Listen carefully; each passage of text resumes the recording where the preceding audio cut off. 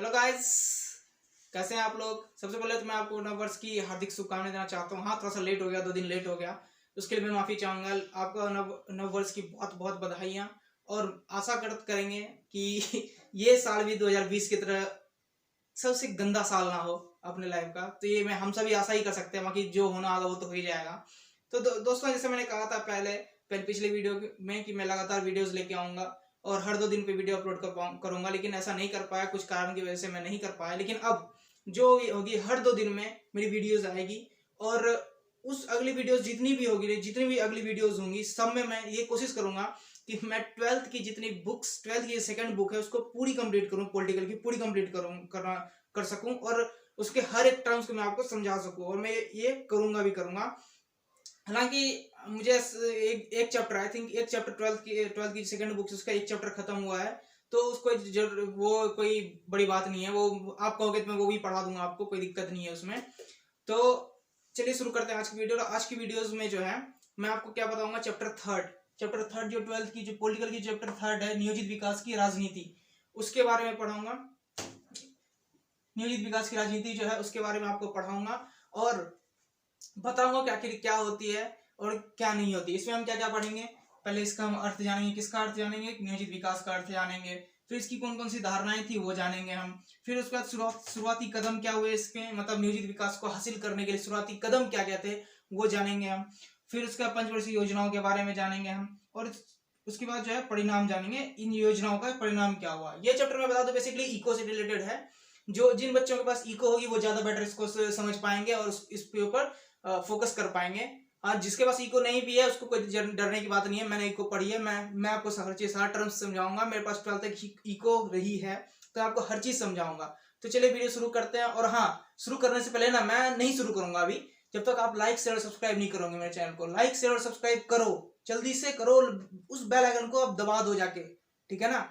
पूछा गया था x² / y z। तो ऐसे सवालों को करने के लिए देखिए, एक तो बेसिक ट्रिक है, एक तो लाइक और शेयर ठोक दीजिए, महाकाल का दबा के लाइक और शेयर ठोक दीजिए, पूरा साल मेहनत कर, दबा दो, जल्दी जाओ। देखते हैं अर्थ क्या होता है। नियोजित विकास का अर्थ होता है ऐसा विकास जिसमें कि सबका भला हो, डेवलपमेंट फॉर ऑल, यानी कि इसमें किसी पर्टिकुलर वर्ग का भला ना हो, सबका भला हो। सिर्फ किसानों का भला ही ना हो, उद्योगपतियों का हो, पूंजीपतियों का हो, और किसानों का हो, गरीबों का हो, अमीरों का, मध्यम वर्ग का हो, हिंदू का हो, मुस्लिम का हो, सिख का, सबका विकास हो। ऐसा विकास जिसमें कि पूरे देश का भला हो, यानी कि development for VLOP, development for all, यानी कि सबका विकास।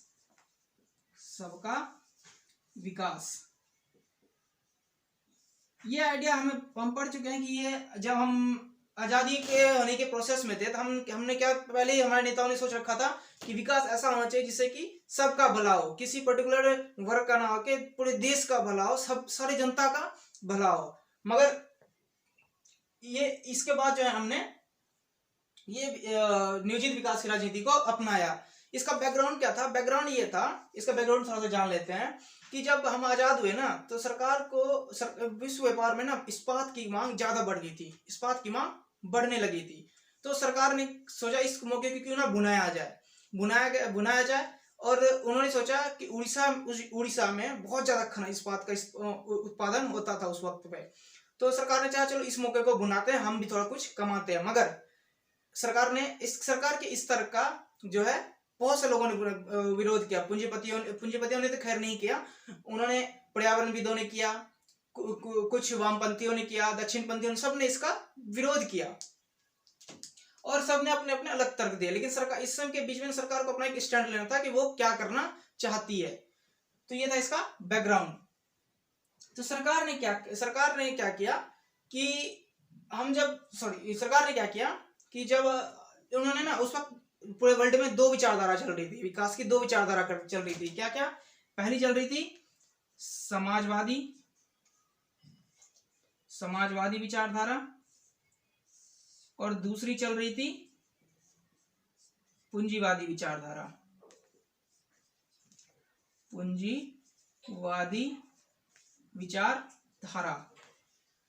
इसको कौन हवा दे रहा था? यूएसए, यानी कि इसका मेन देश कौन था? यूएसए। और इसको कौन दे रहा था? यूएसएसआर, यानी कि संयुक्त सोवियत संघ। सोवियत संघ हम सभी जानते हैं कि शीत युद्ध 1945 में शुरू हुआ था, और ये दोनों बेसिकली इन दोनों के बीच में ही था, इन दोनों के बीच में ही ये युद्ध चल रहा था। तो हमारा जब आजाद हुआ था ना, तो हमारे नेता जो है ना, ज्यादातर इसके पक्ष में, ज्यादातर नेता नहीं थे, सब ज्यादातर नेता किसके पक्ष में थे? इसके पक्ष में। इवन कि हमारे देश के जो प्रथम प्रधानमंत्री पंडित जवाहरलाल नेहरू वंश ने भी उन्होंने कहा, पंडित जवाहरलाल नेहरू ने भी कहा था कि I don't prefer rajas and maharaja, raja and maharaja terms related to the capitalist,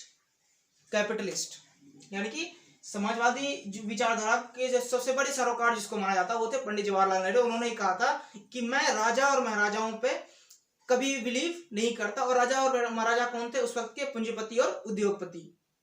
और साथ में उन्होंने ये भी कहा था कि मैं I don't believe in that type of system which produce this type of raja and maharaja. मैं इन सिस्टम्स पे भी विश्वास नहीं करता जो इस तरह के राजा महाराजाओं को प्रोड्यूस करते हैं। तो सबसे बड़े सरोकार कौन थे? इसके पंडित जवाहरलाल नेहरू। और इसके जो है ज्यादातर कोई इसको सपोर्ट नहीं कर रहा था, सिर्फ जो दक्षिणपंथी लोग थे वो कर रहे थे। मगर सरकार ने इन दोनों के बीच में जो है ना एक क्या निकाल लिया? एक तूर निकाल लिया। उन्होंने क्या कहा? सरकार ने क्या किया कि सरकार ने क्या किया कि पूंजीवादी को भी, पहले तो सरकार ने समाजवादी ऐसा नहीं चाहती थी, सरकार की जो सरकार ऐसा नहीं चाहती थी कि जो विकास हो वो पूरी तरह से हम किसको दे दें? पूंजीपतियों को दे दें। और सरकार ये भी नहीं चाहती थी कि हम जो है पूरी तरह से जो उद्योग धंधे हैं वो हम अपने कब्जे में ले लें, जैसा कि चाइना में है। सरकार इन दोनों में से कोई अपना नहीं चाहती, तो उन्होंने क्या किया? तीसरा, मिश्रित अर्थव्यवस्था अपनाई। कौन सी अर्थव्यवस्था? मिश्रित अर्थव्यवस्था को अपनाया। इसमें क्या किया उसने? सरकार ने दोनों को जगह दी, दोनों को, समाजवादी विचारधारा मतलब कि पूंजीवादी को भी और समाजवादी को भी, दोनों को जगह दी। इसमें क्या किया सरकार ने? जो भारी भारी चीज थे, खनन सब के जो चीज थे उसको अपने कब्जे में ले लिया, जैसे लिक्कर शॉप जिसमें लाइसेंस चाहिए उसको अपने हथियार बनाया, इसमें इसको अपने हाथ में ले लिया। और कुछ चीजों को उसके लिए भी क्या कहते हैं, पूंजीपतियों के लिए भी छोड़ दिया, जैसे कि एजुकेशन के फील्ड, चिकित्सा क्षेत्र, उन सब किसको दे दिया? पूंजीपतियों के लिए भी छोड़ दिया। इसमें सरकार ने अच्छी कोशिश तो अच्छी की थी, पर हालांकि इतना कुछ नीति नियमों के कारण ज्यादा सक्सेसफुल नहीं हो पाया, और आज हम इस कंडीशन में जी रहे हैं कि चलो ठीक है, मतलब सरकार ने अपना तो उस टाइम के लिए ठीक रहा होगा, तो हम मैं टिप्पणी कुछ करना नहीं चाहूंगा इस पे। तो सरकार ने मिश्रित अर्थव्यवस्था को अपनाया। जब सरकार ने इस अर्थव्यवस्था को भी अपनाया ना, तो तब इसका बहुत ज्यादा विरोध हुआ। इसको भी विरोध करने वाले कौन कौन थे? यही तीन वर्ग थे। एक थे दक्षिणपंथी, इन्होंने कहा कि सरकार ने सिर्फ उन्हीं चीजों में, सरकार ने जो है उन्हीं चीजों में हमें जाने दिया। दक्षिणपंथी कौन होते हैं? जो कि खुली अर्थव्यवस्था चाहते हैं, सरकार कोई हस्तक्षेप नहीं चाहते हैं। तो दक्षिणपंथी ने विरोध किया कि सरकार चाहती है कि सरकार, ये कह के विरोध किया कि सरकार हमें सिर्फ घाटे वाले बिजनेस में भी देना चाहती है। वामपंथियों ने इसका ये कह के विरोध किया, वामपंथी यानी कि जो गरीबों के हितैषी होते हैं वो सरकार का हस्तक्षेप नहीं चाहते अर्थव्यवस्था में। तो उन्होंने ये कहा कि सरकार ने सिर्फ उस फील्ड में अपना हस्तक्षेप दिया है जिस फील्ड में हम, मतलब जिस फील्ड में पूंजीपति नहीं जाना चाहते हैं। और एक अगला तीसरा तबका ये था उनका ये कहना था कि सरकार ने ऐसे कदम उठा के सिर्फ अपने हाथ में वो लिया है जिससे कि मध्यम वर्ग का उदय होगा। और मध्यम वर्ग कौन? जो कि बिना किसी कोई मेहनत किए मोटी तनख्वाह ले लेंगे। ये तीन इसके डिबेटेबल टॉपिक थे, यानी कि इसके तीन जो है, इसको क्या कहते हैं, उसको विरोध करने का तीन पैमाना दिया गया, तीन तरह से इसका विरोध किया गया। पहले दक्षिणपंथी ने, फिर वामपंथी ने, और फिर तीसरा एक तबका था जो ये कह रहा था कि नहीं, इससे मिडिल वर्ग का उदय होगा और वो जो है बहुत ज्यादा एक्सप्लॉइट करेंगे, संसाधनों का एक्सप्लॉइटेशन करेंगे। ठीक है, तो ये हो गया हमारा पूंजीवादी अर्थव्यवस्था और साम्यवादी अर्थव्यवस्था। अब जो अभी तक जो बात होती है वो सिर्फ बात हो रही थी कि नहीं सरकार को ये करना चाहिए, सरकार को वो करना चाहिए, सब बातें हो रही थी, लेकिन एक्चुअल कदम जो है अब से शुरू होता है। इसकी सरकार ने अब जो है एक्शन में आना शुरू किया। तो सरकार ने क्या किया, इसमें शुरुआती कदम में क्या किया कि हम पंचवर्षीय योजना शुरू की। पंचवर्षीय योजना किसके किसके देखा देखी, यूएसएसआर के देखा देखी। पंचवर्षीय योजना शुरू की किसने, सरकार ने पंचवर्षीय योजना शुरू की, यानी कि इस किसके देखा देखी की थी शुरू, यूएसएसआर के देखा देखी शुरू की थी। इसमें क्या क्या पंचवर्षीय योजना क्या होती है कि सरकार में एक खाका तैयार करती है, अपने अगले 5 साल के खर्चा और आय के स्रोत और व्यय के स्रोत का एक खाका तैयार करती है, पंचवर्षीय योजना कहलाती है। हालांकि अब जो है ये 2017 में इसको बंद कर दिया गया, अब ऐसा कुछ नहीं होता, 2017 से पहले तक ये होता था। पंचवर्षीय योजना तैयार की और उसमें जो इसको 2 भागों में बांटा गया, इस पंचवर्षीय योजना को। एक बांटा गया गैर योजनात्मक खर्च, गैर योजनात्मक खर्च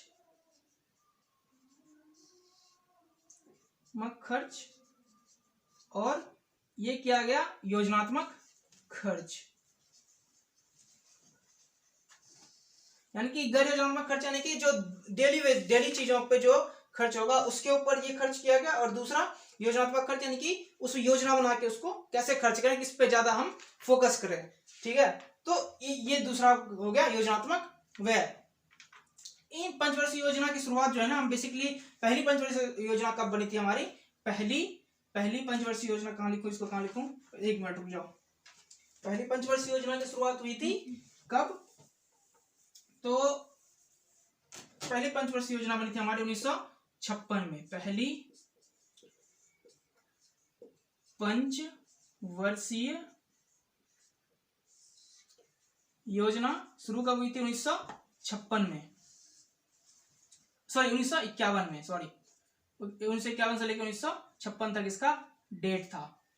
तो पहली पंचवर्षीय योजना, और इस पे जो है ना ज्यादा जोर किस पे दिया गया था, पहली पंचवर्षीय योजना में किस पे दिया गया था जोर, कृषि पे। इसमें कहा गया कि जब हमारा देश का विभाजन हुआ ना, तो सबसे ज्यादा किसी पे मार पड़ी थी ना, तो वो कृषि का क्षेत्र था।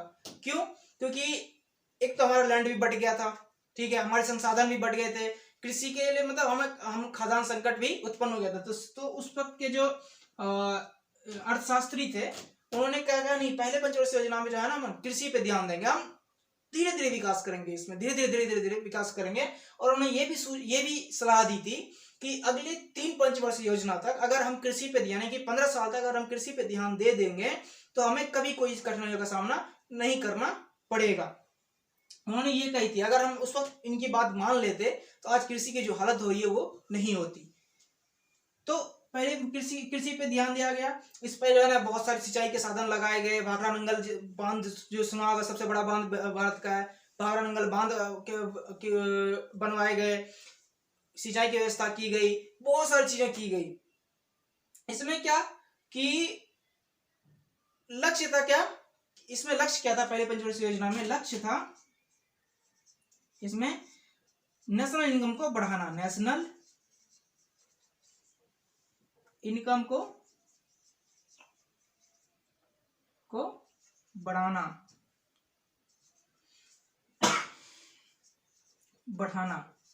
इसका लक्ष्य था। तो नेशनल इनकम कैसे बढ़ेगा, तो सरकार ने कहा कि हम बचत ज्यादा करेंगे और खर्च कम करेंगे। मगर क्या हुआ कि इसमें एक प्रॉब्लम क्या थी कि हम बचत करेंगे कैसे, हमारे पास पैसा होगा ही नहीं तो हम बचत कहां से करेंगे, क्योंकि हमें पता हम कितने गरीब थे उस टाइम पे। तो ये बहुत मुश्किल था कि हम बचत को बढ़ावा दें। पर सरकार ने क्या किया, सरकार ने सोचा कि चलो बचत को नहीं तो खर्च के स्तर को ही बहुत नीचे ला देते हैं, बचत को बढ़ा नहीं सकते, चलो खर्च को ही नीचे ला देते हैं। लेकिन खर्च को भी नीचे लाएंगे कहां से, कैसे लाएंगे खर्च को नीचे, हमारे पास तो संसाधन ही बहुत कम थे और नौकरी पाने वाले बहुत ज्यादा थे। तो ये लक्ष्य था कि हम नेशनल इनकम को बढ़ाना चाहते थे, मगर हम ऐसा कर नहीं पाए, ना ही हम बचत को बढ़ा सके, ना ही खर्च को कम कर सके। तो ये थी पहली पंचवर्षीय योजना। ये ज्यादा पूछता नहीं है, बस इतना ही पूछता है कि लक्ष्य क्या क्या थे, किस पे जोर दिया गया था, इस पे ये सब पूछता है। दूसरी पंचवर्षीय योजना कब बनी थी, तो दूसरी पंचवर्षीय योजना की डेट थी 1956 से 1961 तक। इसमें क्या कहा था, दूसरी पंचवर्षीय योजना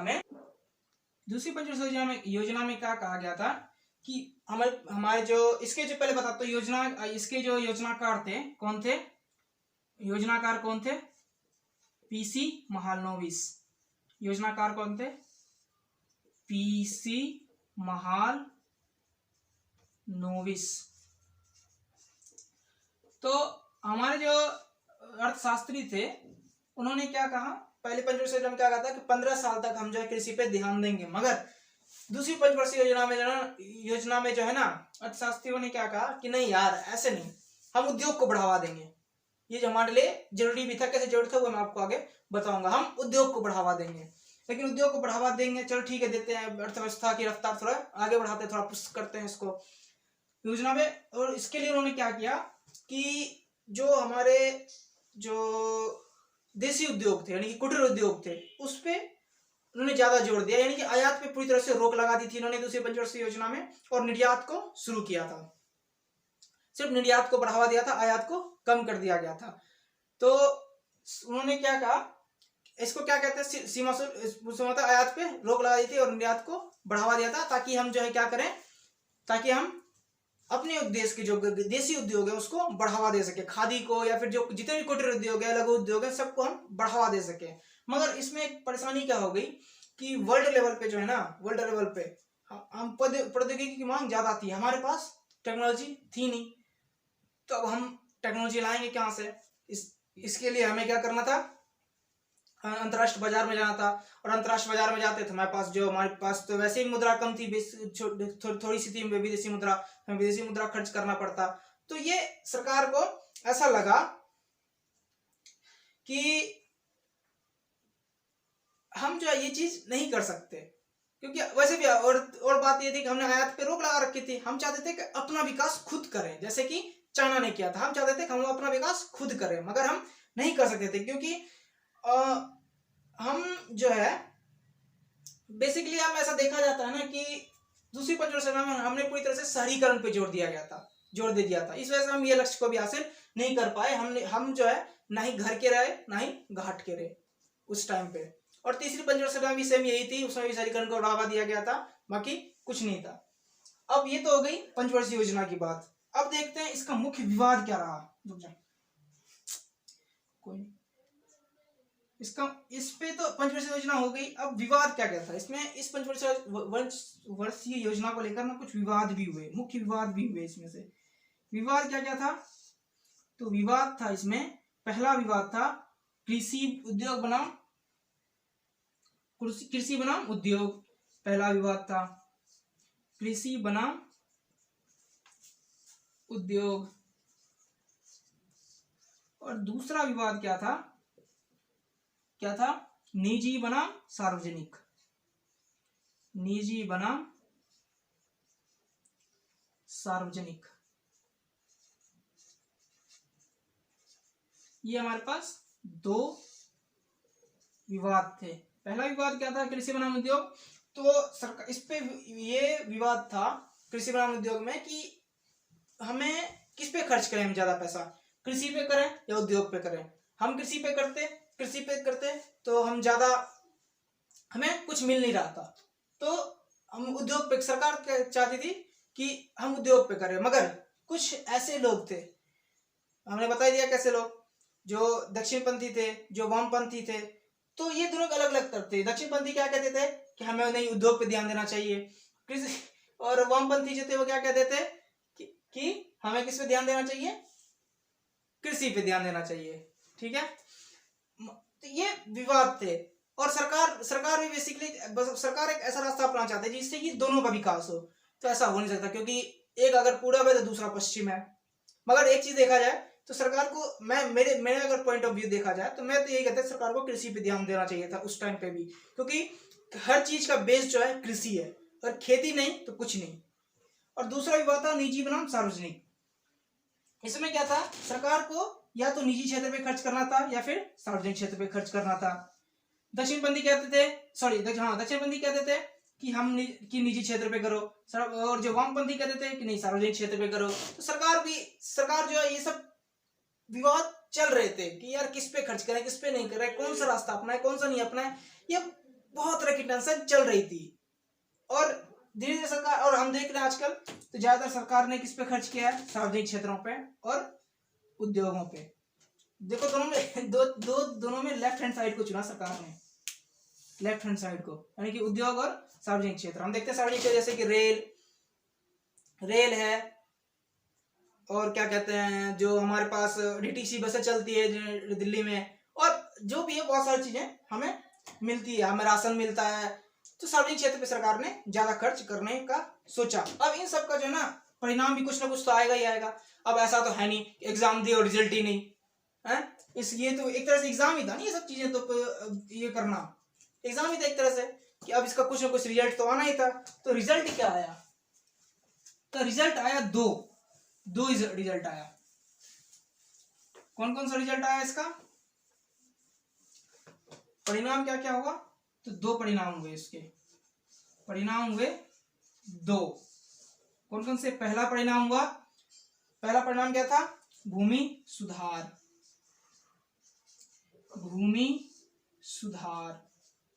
यानी कि लैंड रिफॉर्मेशन, और दूसरा हुआ हरित क्रांति।